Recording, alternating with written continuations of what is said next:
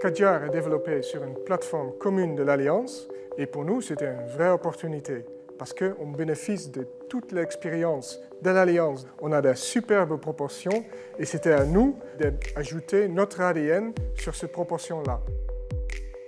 Kadjar s'installe dans la stratégie design, le pétale Explore, mais pas que Explore cette fois, il y a quand même un petit pétale de Love dedans.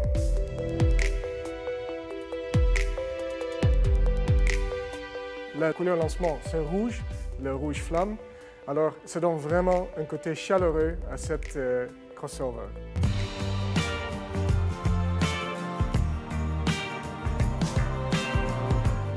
Sur la partie supérieure, c'est une carrosserie très fluide, qui est sculptée, qui est sensuelle, avec des ailes bien musclées.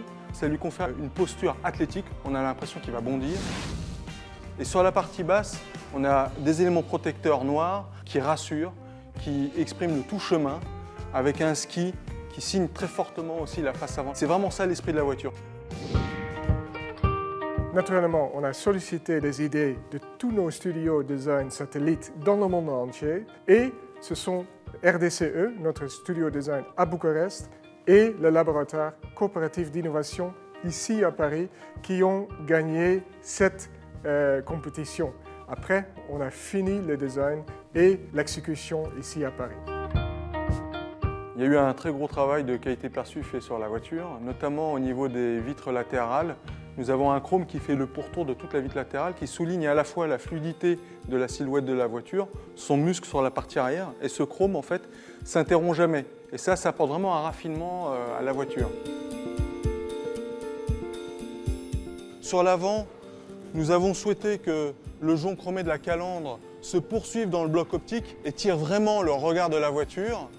On retrouve la signature lumineuse en forme de C, qui avait été déjà dévoilée sur le nouveau espace. Cette fois-ci, la signature elle est beaucoup plus dynamique. On l'a intégrée dans un chrome très massif et c'est les gènes un peu crossover qu'on retrouve. À l'arrière, on a mis un peu de magie. Avec la technologie LED, on peut aujourd'hui dessiner la lumière. On a créé un trait lumineux qui est suspendu dans le vide. Et grâce à ça, on peut reproduire des jeux de lumière et des reflets dans le masque principal.